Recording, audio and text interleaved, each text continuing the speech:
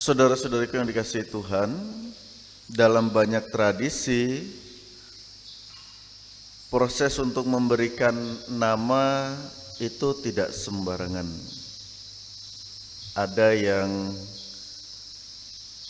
memberikan nama dengan kekasan ketika ia lahir. Ini banyak saya temui pada teman-teman yang berasal dari Nusa Tenggara Timur, di mana ketika mereka kecil, kalau dilihat dia itu anaknya suka nangis, itu ada nama panggilan khususnya.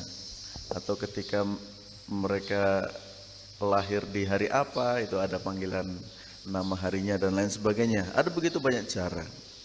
Tetapi yang pada umumnya dalam tradisi memberikan nama kepada anak-anak adalah mewariskan nama leluhur.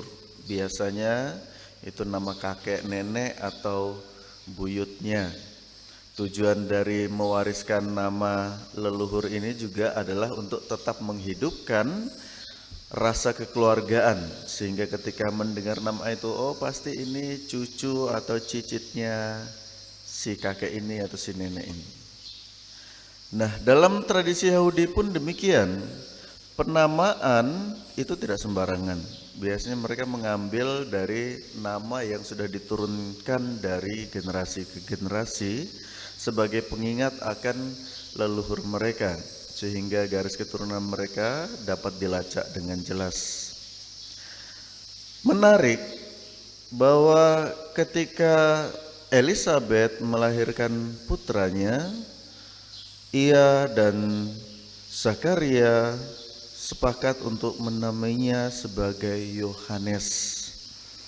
Maka wajar muncul protes dari keluarganya karena tidak ada nama itu dalam silsilah kehidupan keluarga mereka.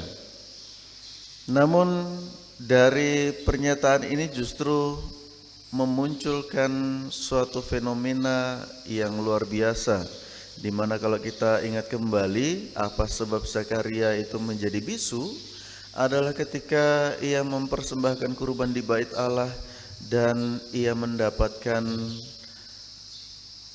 kunjungan dari malaikat Tuhan yang menyatakan bahwa istrinya akan mengandung.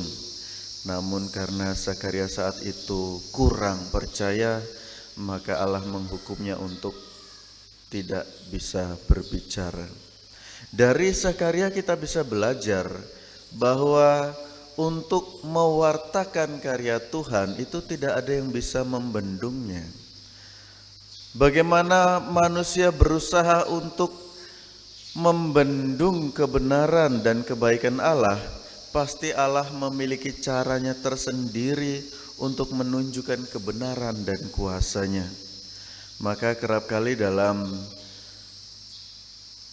perjumpaan dan juga diskusi bersama orang-orang yang merasakan sakitnya karena dikhianati, atau bagaimana orang lain berusaha untuk menjatuhkan karirnya, saya kerap kali mengatakan semakin engkau dirundung oleh berbagai tantangan, engkau mesti semakin kuat bertahan dalam doamu.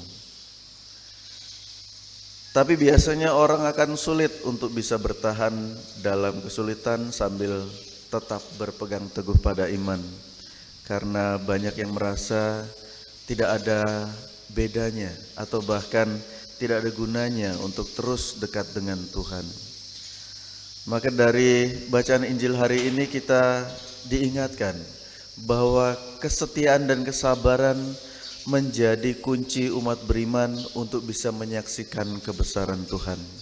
Maka saudara-saudariku yang dikasihi Tuhan, di hari penantian kelahiran Kristus ini, mari kita mempersembahkan hidup kita agar Tuhan berkenan untuk menggunakan kita masing-masing sebagai alatnya untuk mewartakan kuasa dan kasih-Nya ke tengah dunia.